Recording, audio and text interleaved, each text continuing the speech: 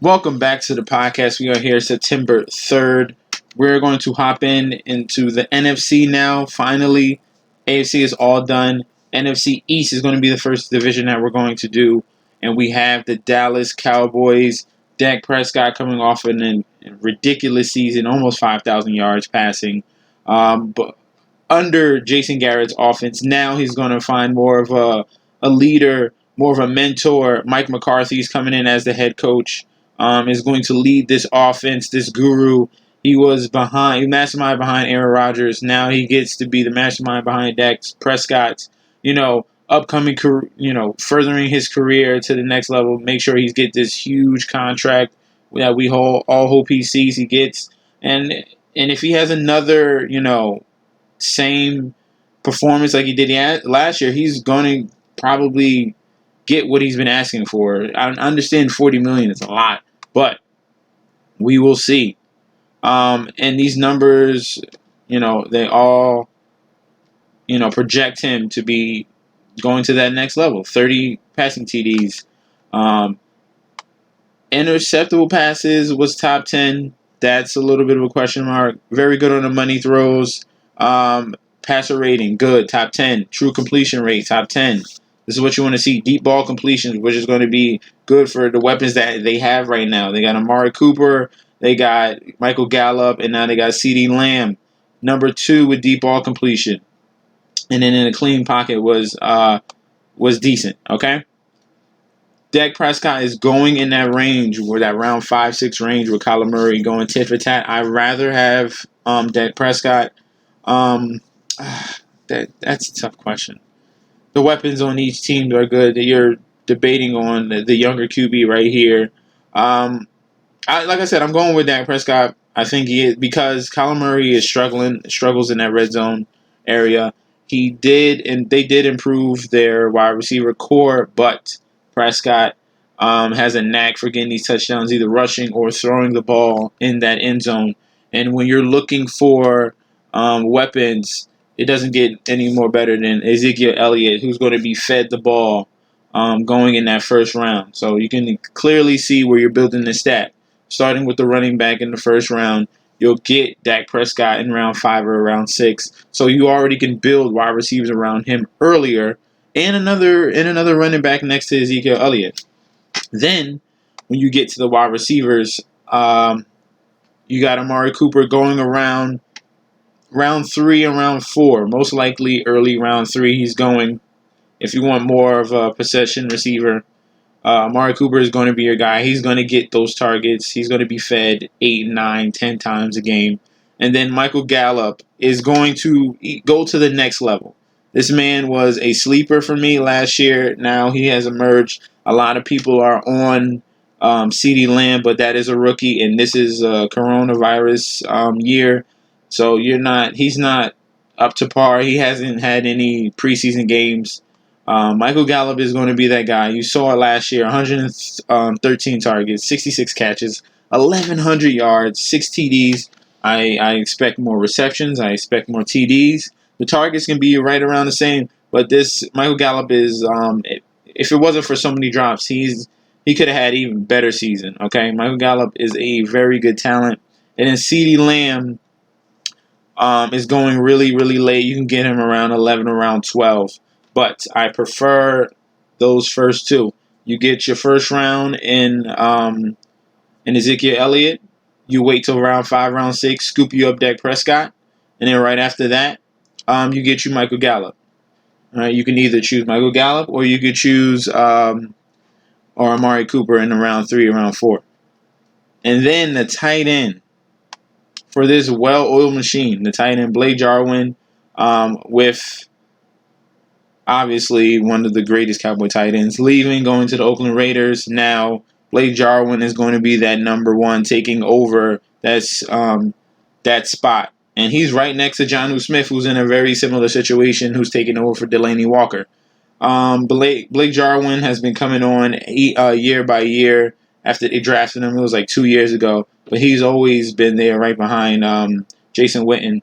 And now he gets the job all to himself. This guy has a lot of hype, and he's still going at a very late price. So you get to that round 13, 12, 13 area, he's still going to be there, take a shot, and get Blake Jarwin, okay?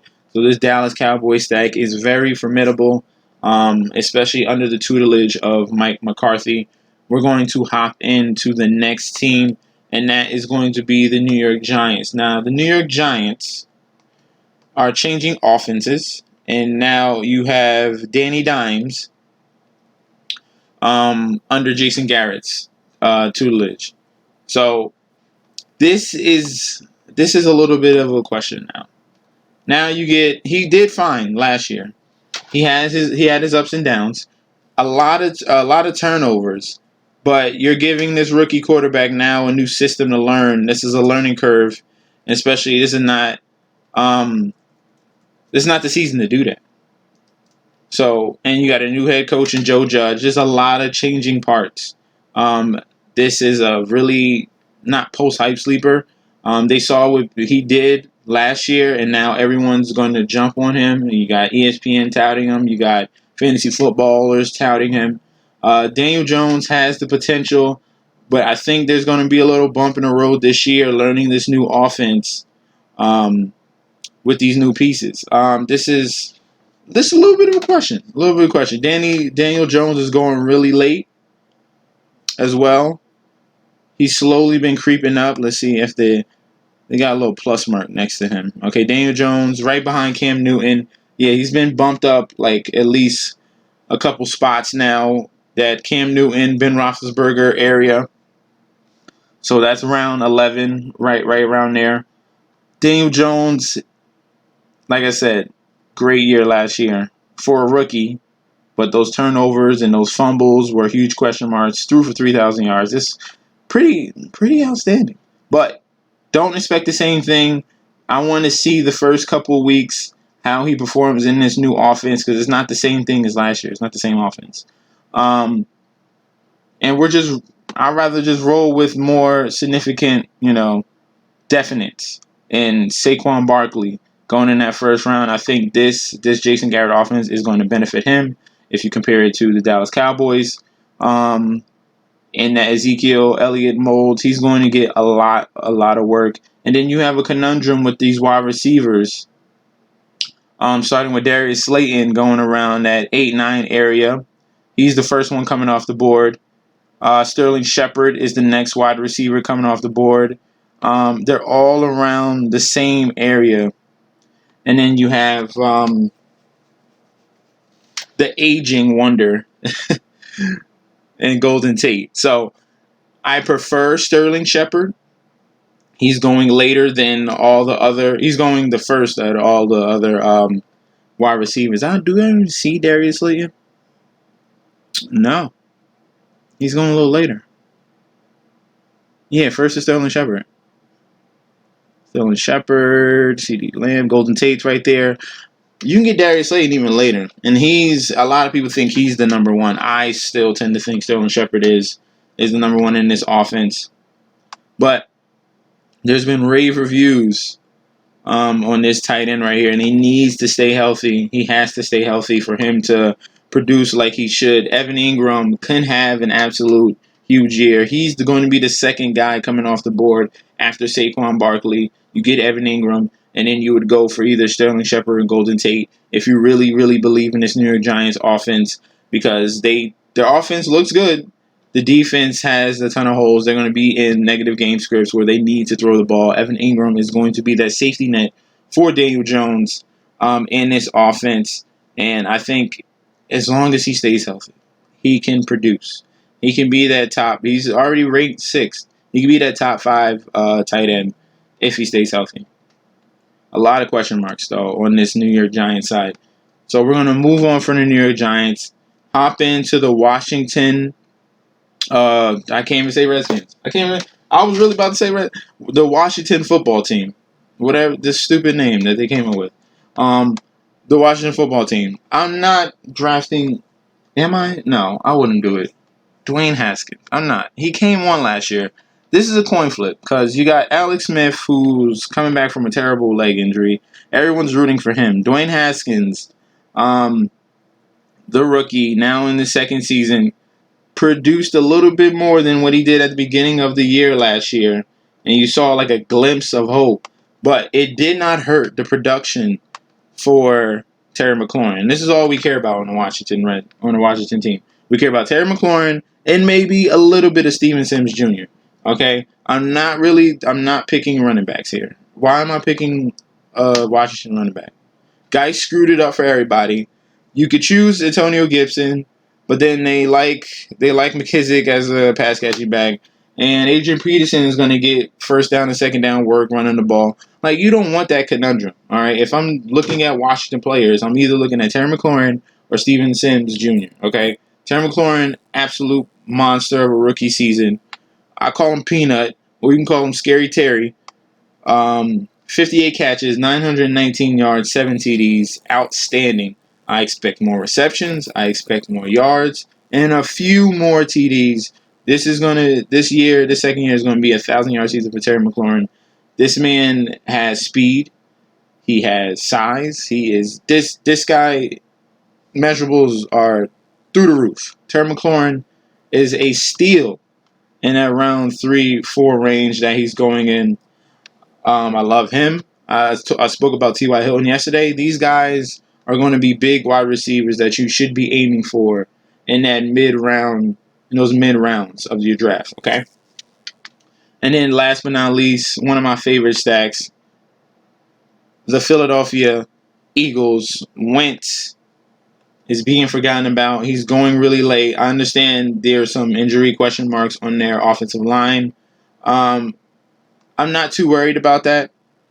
We'll see in the first game, but I still believe in the talent of Wentz and what he's done year by year with, what was the stat? That he had the first, throw for 4,000 yards, and none of his wide receivers had more than 500 yards. It doesn't matter what talent's around him.